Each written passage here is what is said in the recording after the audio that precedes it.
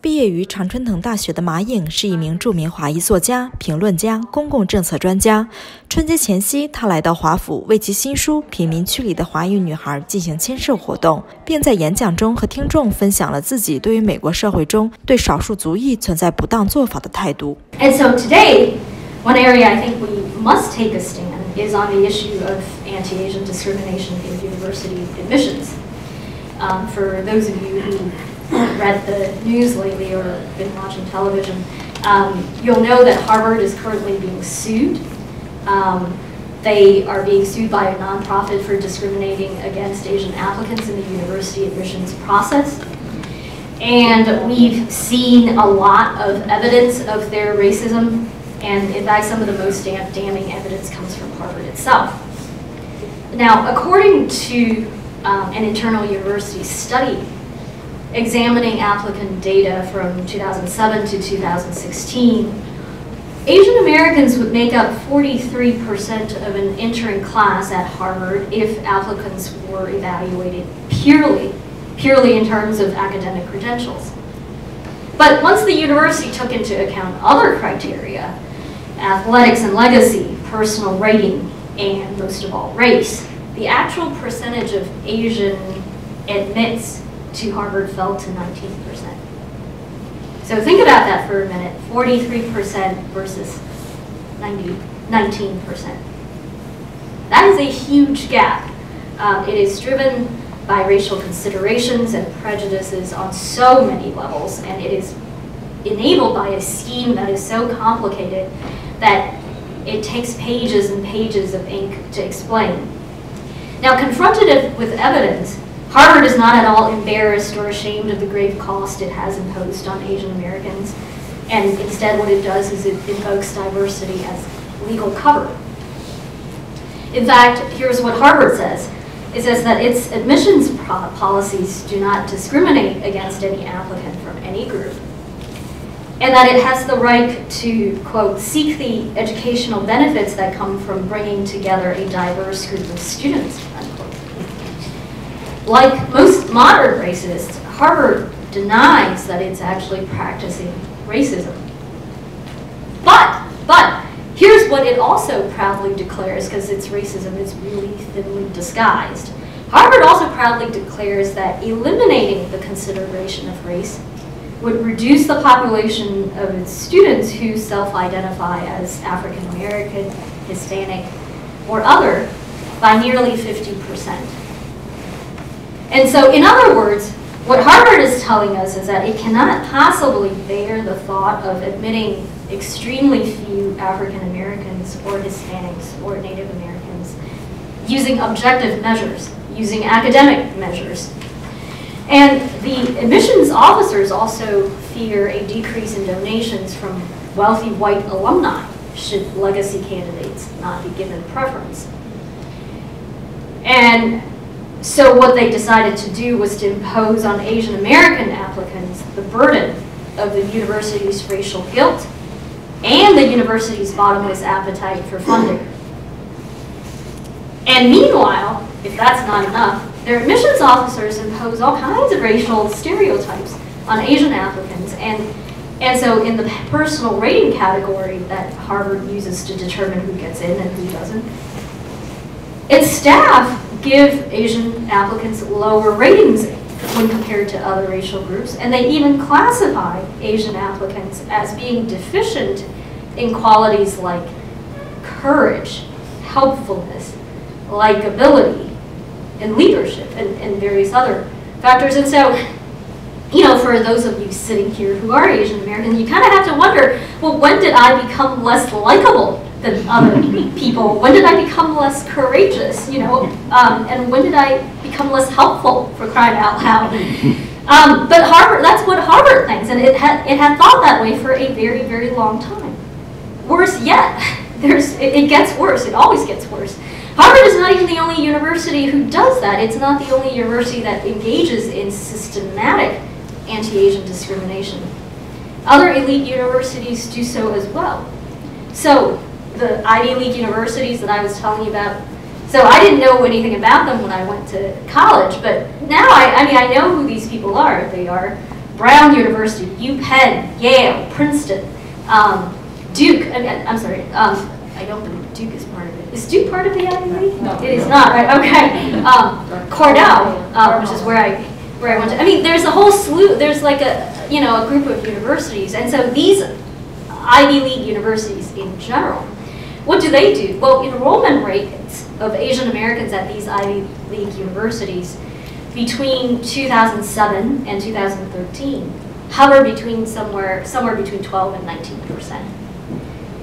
Now, by contrast, Caltech, which has lots of Asian people, they do not consider race in the admissions process. And so what does their undergraduate student body look like? Well, it's over 40% Asian. So think about that for a minute. Over 40% Asian at Caltech, where they don't grant racial preferences, and 12 to 19% in the Ivy League university system, where they commonly use all kinds of factors that end up discriminating against Asian Americans.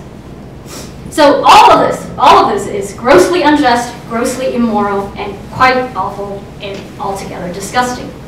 And none of this is what America is supposed to be about.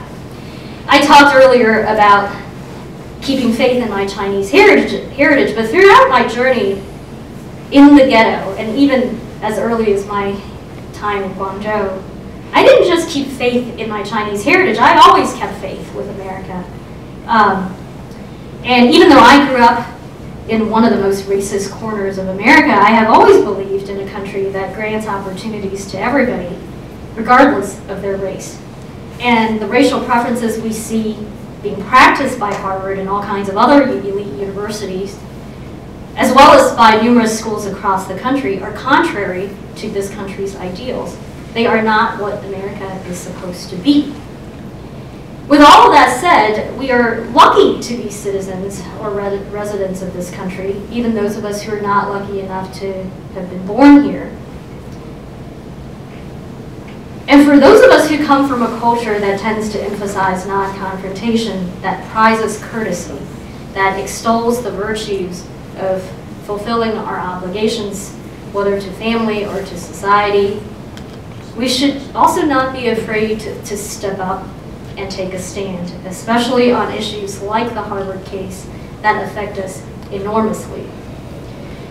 When I've given book talks in the past, I've often emphasized that freedom is worth choosing, because by my family leaving Guangzhou and leaving communist China to come here, the most obvious reason, obviously, was for a better life, for better economic opportunities, but ultimately, we chose freedom.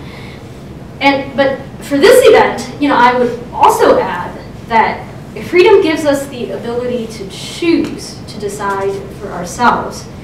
And I sincerely hope that members of the Chinese community will increasingly choose to speak up, to disagree with those who do not know but claim to speak on our behalf, and to step out and take a stand. And I am inspired by all that our sponsors do, because I think that is, taking a stand is in fact what they do every single day. I certainly hope that we will see more and more of those examples throughout the country as time goes by, as the community becomes more politically mature. And I think at that time we will see the full meaning of choosing freedom, and we will see why it is worth choosing. So thank you very much. For those of you who wish to find out more about my work, you can go to my website, yingma.org, yingma.org, and I'm happy to take any questions.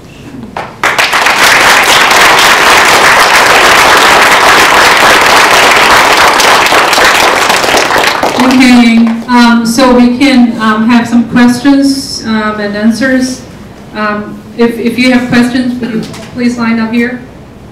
How you got the education living in the ghetto to be able to get into Cornell? How did you get your education were you in public school? And I was in inner city public schools the entire time I was in Oakland. I studied all the time, and to the point where my parents actually stopped asking to see a copy of my report card. I think after I was maybe after I was in 7th grade. And so, I mean, you know, they knew that I was doing well in school and that they didn't have to worry, and so they just never bothered.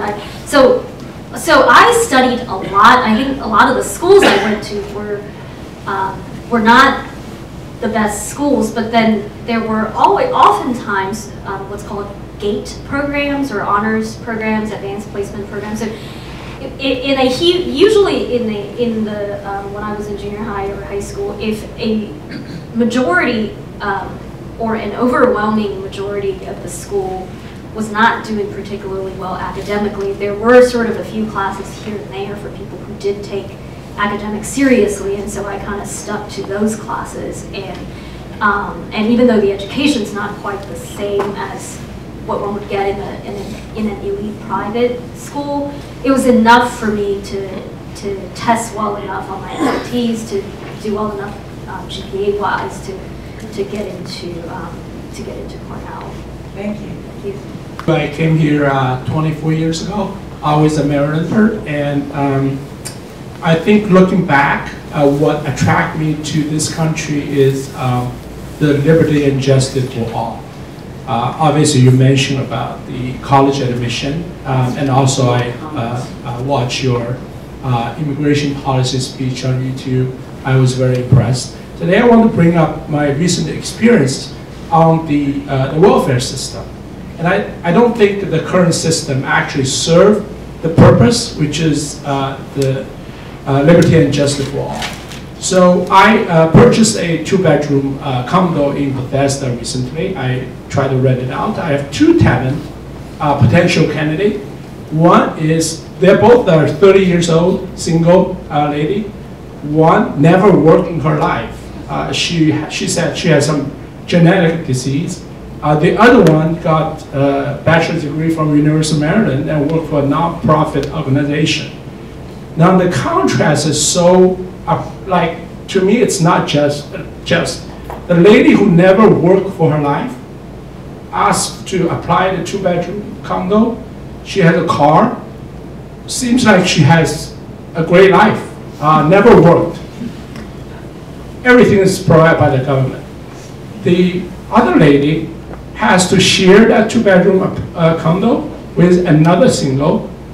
She doesn't own a car. Seems like her quality of life is much worse. So to me, it's like, where is the just? Is our country trying to encourage people to take advantage of the welfare system? Where's our future of this country if we continue that way?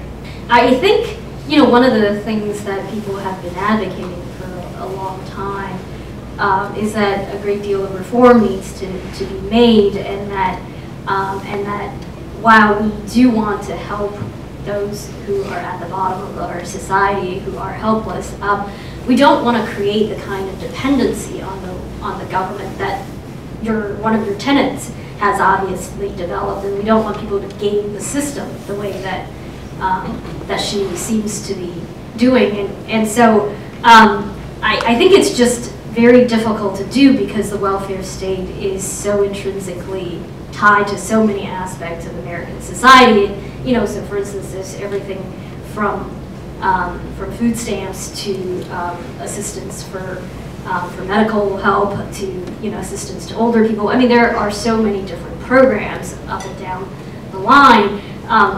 And then, of course, if anybody were to say what you just said, I think a lot of people would say, well, why aren't you more sympathetic to, you know, the lady with the genetic predisposition or the genetic problem? So I think one of the first things we need to do is change people's mindset and to remind everybody that that dependence on the government is not a virtue. That dependency, in fact, can be created by the government trying to help its own citizens, and that instead of helping them, it ends up trapping them in this system and trapping them in a system that won't let them actually, you know, use their gifts, use their entrepreneurialism, or apply themselves as much as, you know, as much as they can. And I think that is, you know, I think that is actually a very important that is a very important pursuit, but I think ultimately it kind of goes to the mentality that people have, you know, what sort of, as well as how everybody sees their relationship with the government. Is the government there purely to give you handouts, or is the government there to serve, you know, other functions that no one else can serve? So anyway, but thank you for your question. I think it's a difficult challenge, and it's one that you know, our country will have to wrestle with for quite some time to come. Yeah, I'm a parent of two students, college, no, high school and college graduates. And I'm also the vice president of Papa, so I have a lot of interest in the middle school, grade school education in this country. I have questions for you because you are actually the best example of the very successful 1.5 generation of immigrants. I have seen a lot of young Chinese immigrants like you, 1.5. They came with their parents coming to the United States. And because when they first came, their parents have struggled to build up their life here. Doesn't matter, they were either attending university or doing research or even doing a lot of hard labor work. And somehow the children were able to absorb the hard-working, the culture from their parents, and they are much more successful than the second generation who are born here.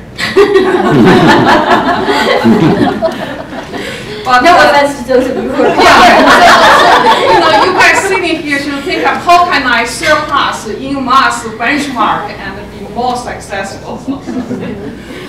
So that's not my question. My question for you is, as an Asian American, and you have been very successful career-wise, and so have you ever seen that, you know, the Asian always been viewed a perpetual foreigner? Doesn't matter how long you have been here. Sometime in your life, or maybe once a year, once a few months, somebody going to ask you where you come from. You know, where you come from. I say, oh, I came from upstate New York.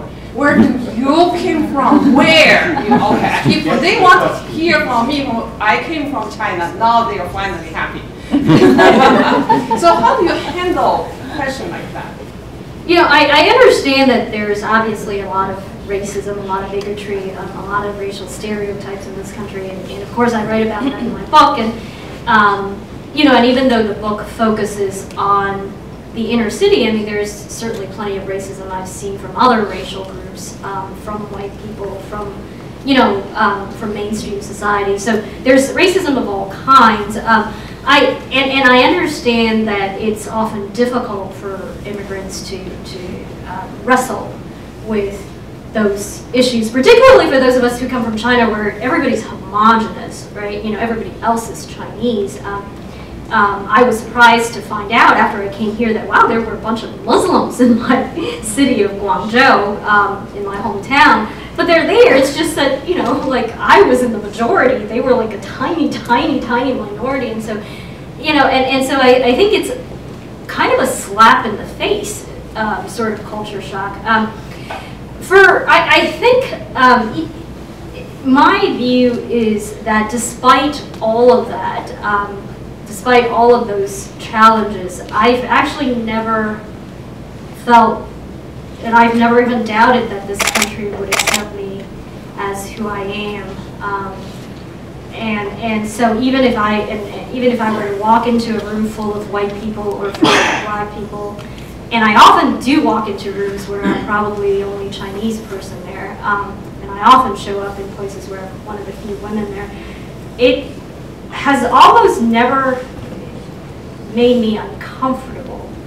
And again, I think it's a mentality. I think that there are a lot of Americans with goodwill who don't know you, who don't know where you're from, and who probably do have some amount of biases against you. But I always feel that in this country it's worthwhile to give every American a chance to assume their best and not the worst. And a lot of times when they ask silly questions, it's not always because they're trying to mean any sort of ill will. Sometimes they sort of are just a little bit awkward broaching those questions.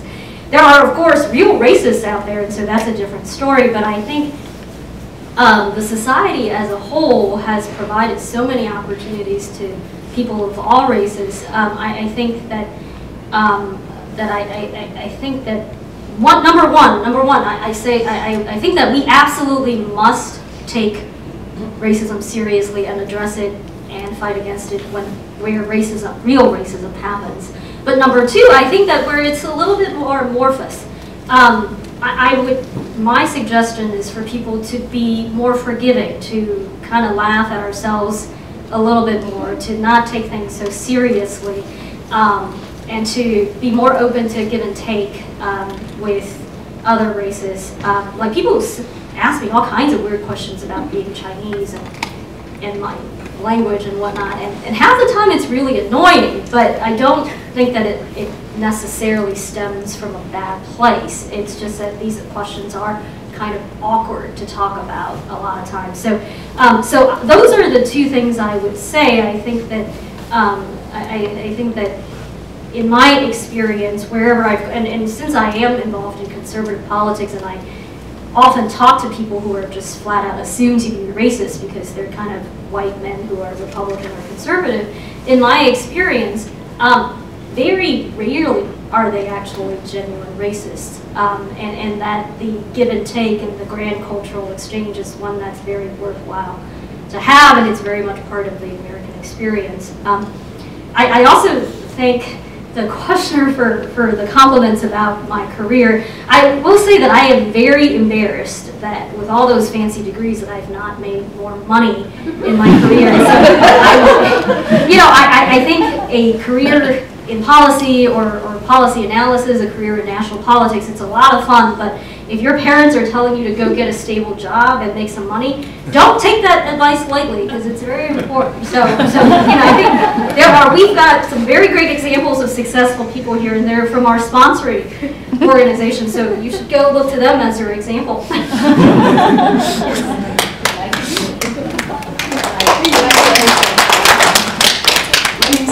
Hamilton. I'm a Marylander. I'm interested in policy and education, and just finished a book today. It was wonderful. Thank you. I really enjoyed it. Learned so much and wanted to be here because it was so thought-provoking and so moving. And I particularly enjoyed your relating in a quiet voice your love of your family and your respect for your family and your grandfather. It was very, very well done, and I think you could write more books. Thank you. But your previous questioner didn't ask a part of my question. The next question was, or my question is about racism, but also perhaps, have you been back to Oakland? Has it changed? I have. It has. I mean, I don't go back often, but I have been back. Yes. Has it gotten any better, or is it worse, or is it the same? Do you know? I think the city has gentrified significantly since I was last there. In fact, I think a lot of improvements were made during the Jerry Brown era. Former Governor Jerry Brown, between the first time he was governor and and the last time he was governor, he actually was mayor of Oakland for, I believe, 2 terms. I can't remember, but he actually made some very solid improvements, encouraged development, economic development, and I think as a result of the tech boom, Oakland also became more gentrified because as property values became more expensive in Silicon Valley, and in San Francisco, more and more people moved over to Oakland. So there have been some improvements over the years, but the city remains, however, very dysfunctional and highly problematic. It was for those of you who remember Occupy Wall Street, when that happened, Occupy Oakland was a complete mess, and it's in part because Oakland has those pathologies, and it's got law and order issues, and poverty in Oakland and crime in Oakland remains, those things remain highly problematic, and more recently, I think it was last year, the current mayor of Oakland actually did a great disservice to law and order in the city when ICE agents wanted to when when ICE agents wanted to actually implement a raid on illegal immigrants, the mayor of Oakland actually went out there and warned everybody, and she thought she took great pride in that, and I think that's kind of one sign of the dysfunction of Oakland, which is that it not only tolerates lawlessness, but the people in government sometimes actively participate in it. Anyway, thank you.